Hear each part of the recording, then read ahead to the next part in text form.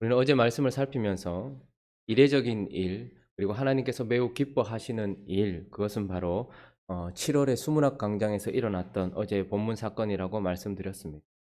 그들이 수문학 광장, 자신들의 삶의 현장에서 하나님의 말씀을 에스라나 느헤미야나 다른 어떤 지도자가 아닌 백성들 전체가 나와서 하나님의 말씀을 우리에게 들려달라고 요구했던 그때, 그리고 그 말씀이 선포되고 읽어지고 깨달아짐으로 말미암아 정결함을 얻어서 그들이 눈물을 흘리며 깨끗하게 씻겨졌던 그때, 뿐만 아니라 영혼이 소생함을 얻어서 다시 살아남으로 말미암아 하나님 앞에서 거룩함만 회복한 것이 아니라 기쁨을 회복하면서 생명을 회복했던 그때 7월의 수문학 광장. 그들은 그곳에서 또한 초막절을 지키면서 하나님을 향하여 자기 자신을 열매로 드리면서 하나님께 감사하고, 그래서 사로잡혔다가 돌아온 자들이라고 표현하는 하나님의 열심과 노력과 하나님의 땀과 하나님의 인내가 만들어낸 열매인 자기 자신을 하나님께 드리면서 하나님께 감사하는 절기를 올려드렸고, 뿐만 아니라 하나님을 기억하며 하나님이 그들을 어떻게 인도하셔서 여기까지 왔는지를 마음에 새겼을 뿐만 아니라 그런 하나님과 이제 한 장막에 거하며 그분을 떠나지 않기로 새로운 삶을 살기로 다짐했던 초막절을 지났던 그때 7월의 수문학 광장에 대한 이야기를 나누었습니다. 그래서 그 백성들 전체가 한마디로 뭐 한 거예요? 은혜를 받은 거예요. 그러면 우리는 은혜라는 말을 너무 쉽게 사용하는데, 은혜 받았다 이렇게 이야기하는데, 사실 진짜 은혜 받은 것은 바로 이 7월의 수문학 광장 같은 이 상황을 진짜 그 사람이 은혜 받았다라고 하는, 좀 더 우리에게 와닿게 표현해 본다면 그 사람이 부흥을 경험했다라는 것이고, 하나님이 진짜 은혜를 주셨다, 부흥을 주셨다 이렇게 말할 수 있는 것입니다. 자, 그러나 우리가 우리의 신앙생활 가운데서도 가끔씩 이런 일들을 경험해 보지 않습니까? 혹은 내가 주님께 돌아왔을 때에도 이런 일을 한 번쯤은 경험해 본 때가 있었을 것입니다. 그래서 이런 경험들이 진짜 부흥인지 아니면 한 번의 경험이나 감정의 그냥 솟아오름, 이 정도로 끝나는 것인지는 가늠해 봐야 하는 것입니다. 우리 조상들이 1907년에 경험했던 그것이 진짜 부흥이었는지 아니면 한 번의 그냥 경험이었는지는 그 이후에 나타나는 증거들, 그 이후에 나타나는 삶의 표징들을 보면서 가늠해야 되는 것입니다. 저와 여러분들의 삶 속에 일어났던 어떤 7월의 수문학 광장 같은 그런 일들도 진짜 부흥인지 아니면 한 번의 경험이었는지는 그 이후에 나타나는 증거들을 통해서 확실하게 증명을 받는 것입니다. 그래서 이런 경험들이 진짜 부흥으로 넘어갈 수도 있고 아니면 한 번의 경험으로 끝날 수도 있다라는 것입니다. 그러면 그냥 한 번의 감정의 동요나 큰 눈물 정도로 끝나지 않고 진짜 부흥의 증거는 무엇인가?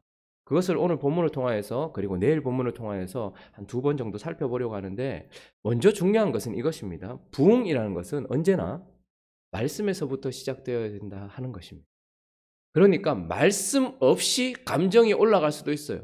그러니까 기적을 통해서 혹은 이적을 통해서 혹은 어떤 은사들을 통해서도 우리가 확 올라갈 수도 있고 은혜를 받았다라고 느낄 수도 있습니다. 그러나 사도들의 경험을 보면 사도들은 누구를 살리기도 하고 누구를 고치기도 하고 놀라운 기적들을 일으켰지만 언제나 그들에게 어떻게 합니까?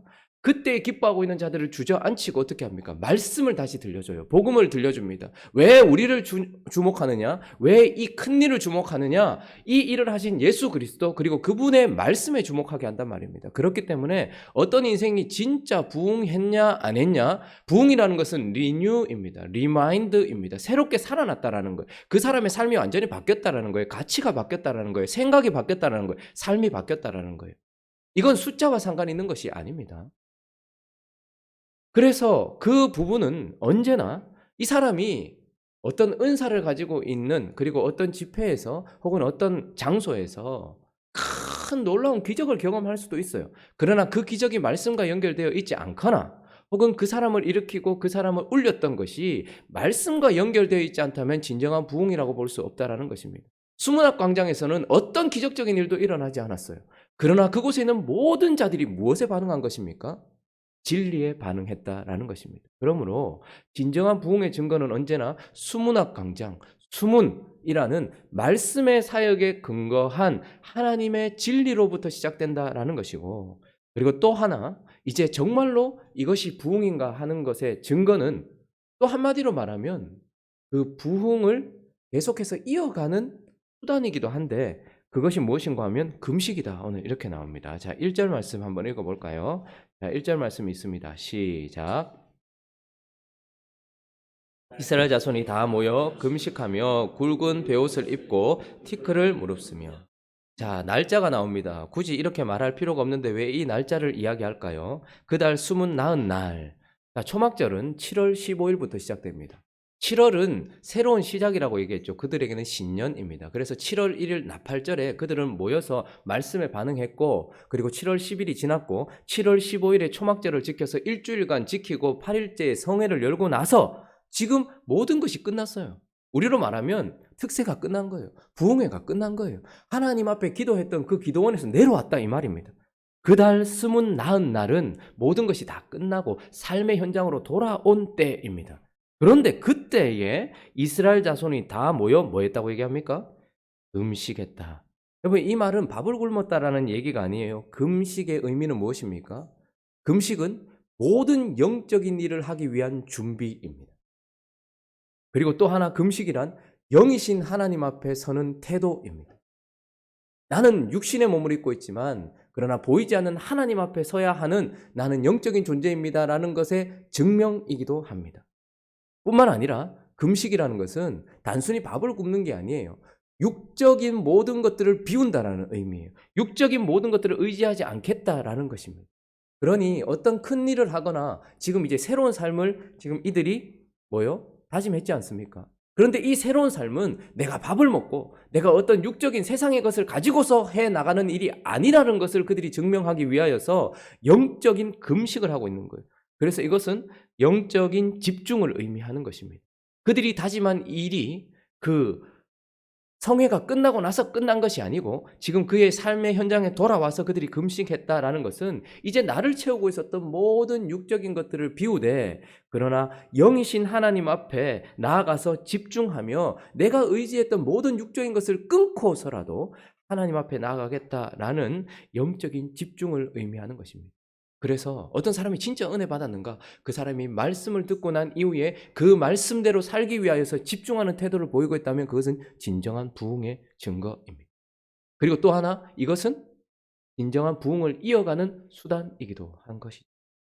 두 번째 특징은 무엇이냐 하면 정결입니다. 삶의 정결. 2절 말씀 읽어볼까요? 2절 있습니다. 시작. 모든 이방 사람들과 절교하고 소물을 자복하고. 자, 그들은 이미 은혜를 받았어요. 하나님 앞에 울었다라고 이야기하지 않습니까? 그들은 말씀을 듣고 자신을 씻었습니다. 그래서 수문학 강장에서 그 생수의 물, 그 정결케 하는 하나님의 말씀이 그들의 마음을 씻어서 그 마음이 씻겼다는, 그들의 영혼이 깨끗해졌다는 증거가 무엇이었습니까? 그들이 눈물을 흘렸다라고 얘기합니다. 그래서 회개했겠죠. 하나님 앞에 눈물을 흘리고 회개했을 거예요. 그러나 그들의 회개는, 그들의 정결은 기도로 씻고 끝난 것 정도가 아니었습니다. 말씀을 듣고 그냥 울고 끝난 것이 아니었습니다. 2절에 보니까 모든 이방 사람들과 뭐 했대요? 절교했다 이렇게 얘기합니다. 그리고 서서 자기의 죄와 조상들의 허물을 자복했다라고 이야기합니다. 진짜 부흥은 울고 끝나는 게 아니에요.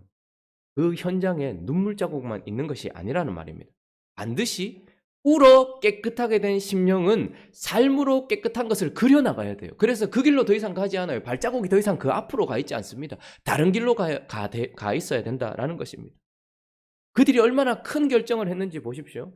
이방 사람들과 절교했다라는 것은 그저 사람들을 가려 만났다라는 것이 아닙니다. 교회 안 다니는 사람들하고 절교했다 이런 게 아닙니다. 그들의 삶 깊숙하게 들어왔던 죄의 근원들, 그러나 이들의 삶을 받쳐주고 있었던 근원들과 끊었다 이 말입니다. 얼마나 어려운 결정인지 모릅니다. 왜냐하면 이미 이들이 돌아오고 나서도 100년, 거의 140년이 지났잖아요. 그들의 삶에 깊숙이 들어왔는 삶의 어떤 행동 방식이 있는 거예요. 그것을 표현할 때 이방 사람들, 그냥 하나님께 합당치 못한 삶의 행동, 태도, 죄성 이런 것들을 이야기하는 것이죠. 그런데 그것을 끊어버렸다라고 이야기하는 거예요. 이거는 단순히 뭐 하나 죄 정도 버린가, 뭐 드라마 끊었다, 영화 끊었다, 뭐 담배 끊었다, 술 끊었다 이 정도가 아니라는 말입니다. 그들의 삶을 흔들 만한 것들. 뭐 이방 사람들과 지금 결혼이라는 것과 연결돼 있어요. 에스라가 하다가 멈춰섰던 게 뭐냐면 결혼이라는 것들로 되어 있으니까 가정이 지금 분리되는 판입니다. 자녀들을 지금 이방 여자와 결혼한 남자들은 자기 아내와 자녀들을 돌려보내야 될 판인 거예요. 그러니까 삶 전체가 완전히 뒤바뀌는 거예요. 완전히 새로운 삶인 것입니다. 눈물을 흘리는 정도가 아니라 지금 그들의 삶은 완전히 바뀌는 거예요. 내가 이 삶이 하나님께 합당하지 않다면 내 삶 전체가 흔들린다 할지라도 이걸 끊어버리겠습니다라는 삶의 태도로 나가는 것입니다. 그리고 먼저 자기의 죄와 조상들의 허물을 자복하고 절규한 게 아니에요. 회개는 뭐부터 한 거예요? 이미 끊어내고 나서 하나님 잘못했습니다 이야기하는 거. 우리는 하나님 잘못했습니다라고 감정이 오면 이제 잘못했으니까 이거 안 하겠습니다 이렇게 얘기하지만 이들의 삶은 우리와 반대예요. 절규하고 나서 잘못됐다는 걸 말씀으로 깨달았단 말입니다. 그래서 눈물을 흘렸겠죠. 회개를 했겠죠. 그런 그의 삶의 태도가 먼저 이것은 잘못이구나 하는 것을 다 정리하고 나서 하나님 잘못했습니다. 내가 다시 이러지 않겠습니다. 라고 기도하며 나아갔던 삶의 정결. 집회에서 울었고 기도원에서 울었고 내가 기도하던 자리에서 울었고 내 삶의 현장에서 말씀으로 씻겨졌습니까? 그런데 그것이 삶으로 연결되면 그건 진짜 부흥이고 진짜 은혜인 것입니다. 그리고 이런 삶의 정결은 받은 부흥을 이어가는 수단이기도 하다는 것입니다. 또 하나는 이들이 이렇게 하고 나서 그 다음에 하는 것이 무엇이냐면 말씀으로 또다시 채웠다라는 것입니다. 3절 말씀 한번 읽어보겠습니다. 3절 말씀 시작.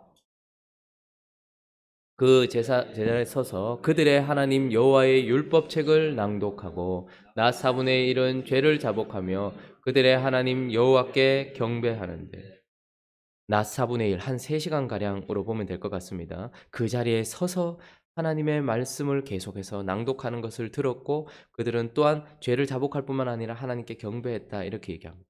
자, 정말 부흥했고 이 사람이 변화됐다라는 증거는 그냥 죄를 버리는 것에서만 끝나지 않고 이제 무슨 태도로 나아갑니까? 그 버려지고 그 비어있는 장소에 무엇으로 채우는 것으로 증명되는 것입니까?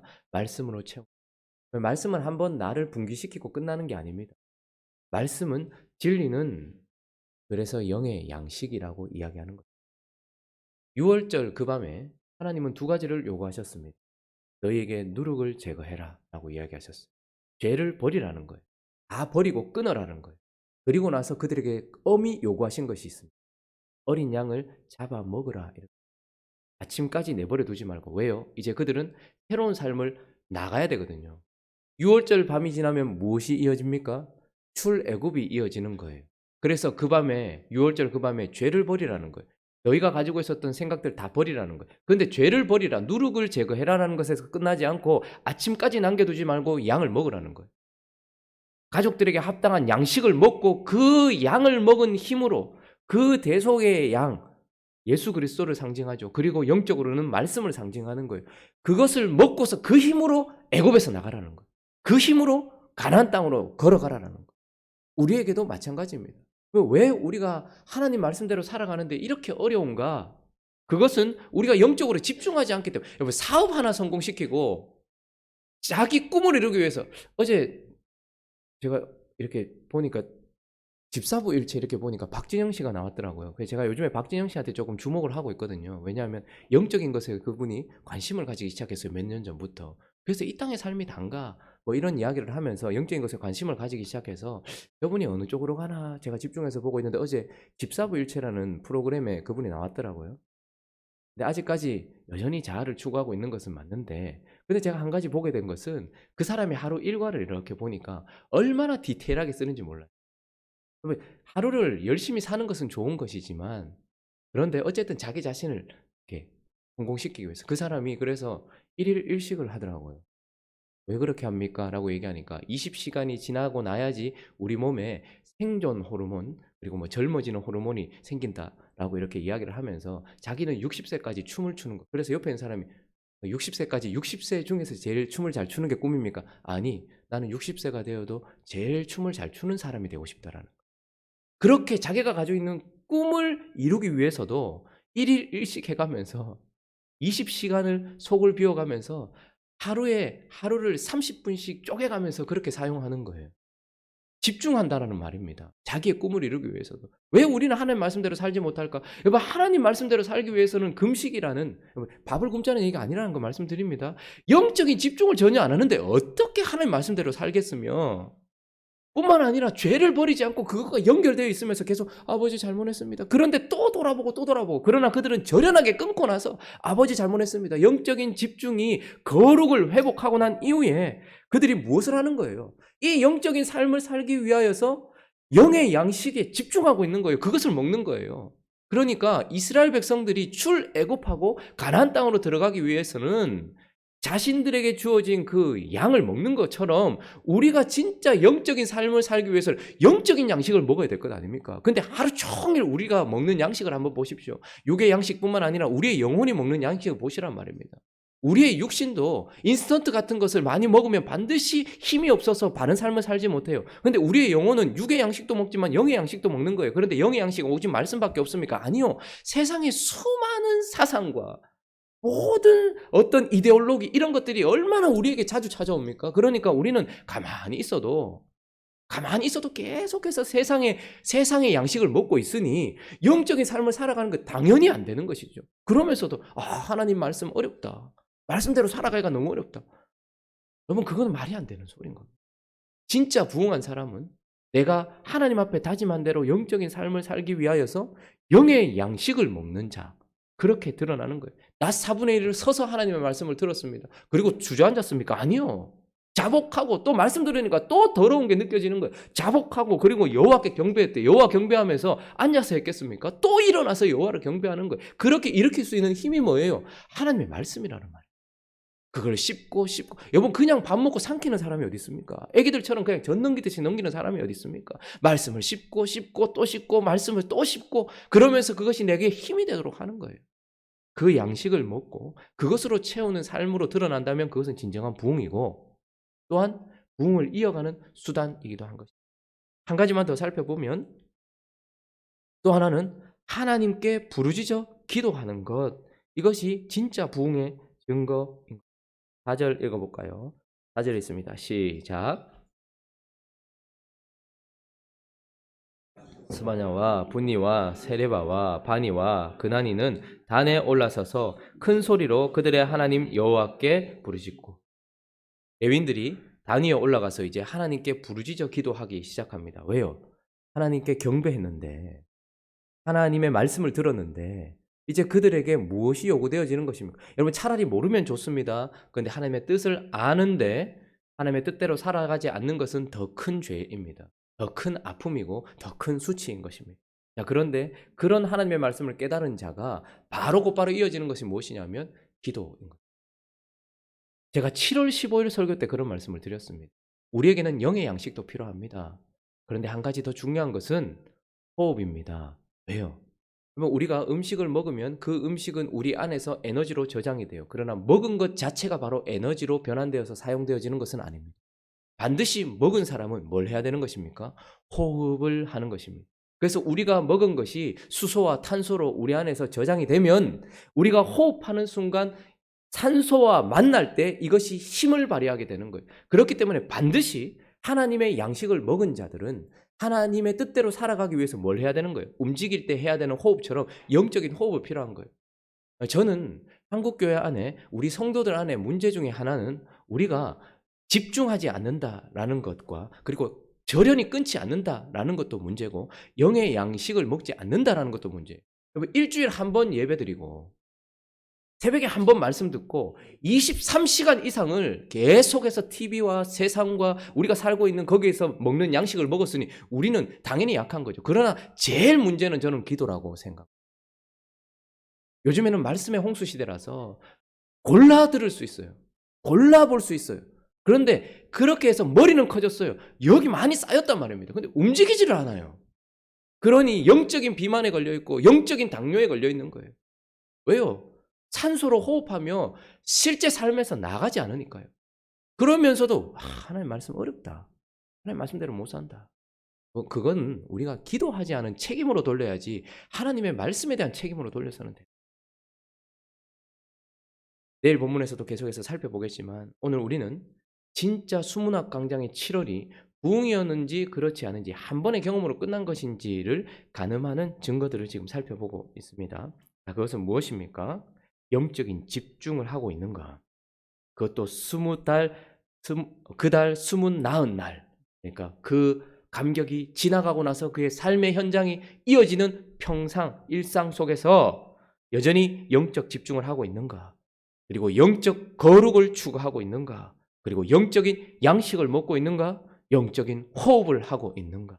이것은 그 사람이 진짜 부흥한 사람인가를 드러내는 표징이라는 것을 기억하면 초막절이 끝나도 집회가 끝나도 오늘 이 예배가 끝나고 감정이 지나가 버려도 이런 삶으로 계속해서 이어지며 그래서 부흥을 이어가며 부흥을 증명하는 삶을 사는 행복한 우리 교회 되시기를 예수 그리스도의 이름으로 축원합니다. 우리 같이 한번 기도하겠습니다. 자, 우리는 이제 주일을 지나고 이제 주님께서 허락하신 삶의 현장으로 돌아갑니다. 어쩌면 우리가 읽었던 본문 말씀처럼 이달 20 나흔 날처럼 은혜의 시간이 지나갔어요. 믿음의 사람들과 교제도 끝이 났고 하나님께 드린 예배도 끝이 났습니다. 그리고 하루를 시작하며 새벽에 예배를 끝을 냈어요. 그리고 이제 우리에게도 20 나흔 날 우리의 일상이 시작됩니다. 자, 이곳에서 여러분들 어떻게 사시겠습니까? 영적으로 집중하시기 바랍니다. 영적으로 끊어내시기 바랍니다. 절교해야 될 것과 절교하시기 바랍니다. 영적인 양식을 계속해서 씹으시기 바랍니다. 영적인 호흡을 하면서 이 한 주간은 내가 부흥한 자답게 살아갔다.